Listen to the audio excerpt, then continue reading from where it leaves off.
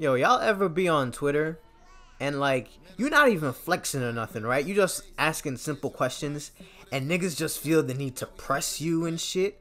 Every now and again, you just gotta pop off on somebody just to let everybody know you're not playing, like you out here in these streets. When somebody says something like, blow him out by 40, when all I'm doing is asking about my team, drop the PSN, I'm ready, fuck you thought. Get into the locker room, this nigga look like a pimp named Nickelback head ass. And I'm not even about to waste y'all time to have to sit through this and see what happens. He did not anywhere close beat me by 40. He only beat me by 20. But let me explain, alright? There's a lot of things that went into this team comparison, alright? 2K does a lot of things that you can't control sometimes.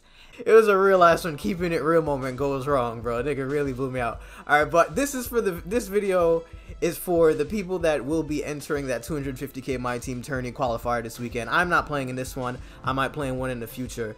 As far as lineup goes, I wasn't even expecting to see this shit. I thought my lineup was pretty cheesy, but just expect to see this. A lot of small forwards, maybe power forwards at point guard. That's just what you have to expect. Somebody like Giannis, maybe LeBron. If they're going to have a point guard, it has to be someone that's big, like Charlie Scott. Andre Kirilenko, of all people, at point guard. I've never seen that before, ever. But it's kind of genius because he's going to lock up and get a lot of those annoying steals that you need to get to piss people off. You know, whether it be on the inbound or if you're just crowding him when, you know, you're trying to run a play or as soon as he crosses half court. You just need somebody at point guard that is not only big and can finish, but they have to be defensively sound. Like, if not have a high steal, at least have gold pickpocket.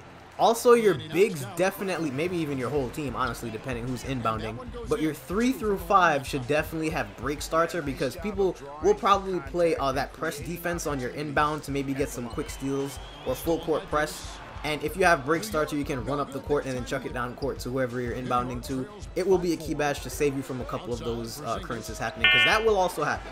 Also, don't be surprised if people have 5-out teams. I don't know if 5-outing is like a thing, like you can call it, because I know you at some point you couldn't call a set in this game, an offensive set in an online game. So don't be surprised if people just have centers or power forwards that can shoot just so that they can call ISOs and then, you know, they just have kind of a 5-out setting.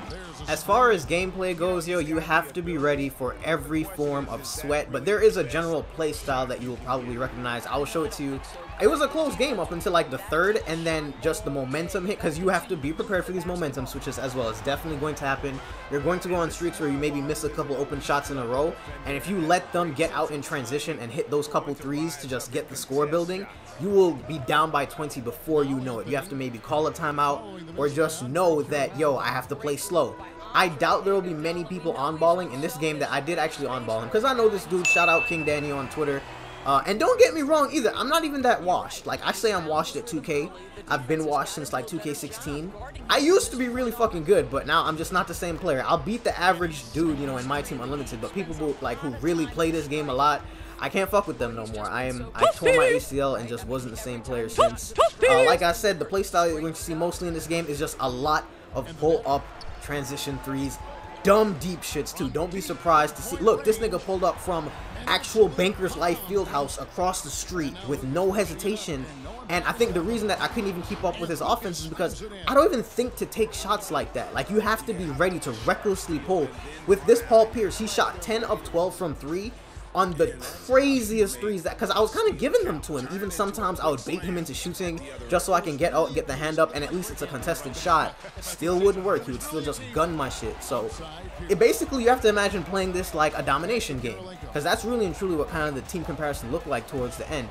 You will make it contested if you at least do the form properly, and you know, it's a pink diamond card. Expect to see a lot of those in there too. It's pink diamonds plus cheese. That's why I don't even know if I want to play in that shit, man. It would just be a headache. Like I said, if you look at this box score, he had Pierce, who was just his main shooter, and Kirilenko at point guard really did fuck me up. I did not expect that, so you have to expect it. You'll actually be weird. You'll be a weirdo if you just go in with a regular point guard, I think, which is crazy, but I mean, 250k is online. These niggas don't give a fuck, man. They're ready to go all the way.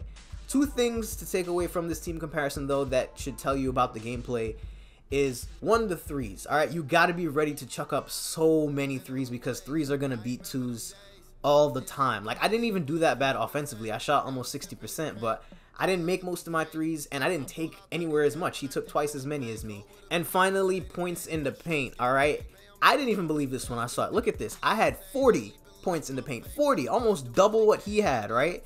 9 free throws to 0, right? And that's basically me just implying to you that I was really attacking the paint. I was being aggressive. I wasn't taking as many threes, but I got no fouls, none at all. If anything, it's more about how you handle the game when you don't have the momentum, which will probably dictate whether or not you win your games. You know what I'm talking about. Like, it's not even that you can't even buy a shot. You can't even buy a foul, like, no matter how hard you try. Hopefully I was able to give y'all some insight.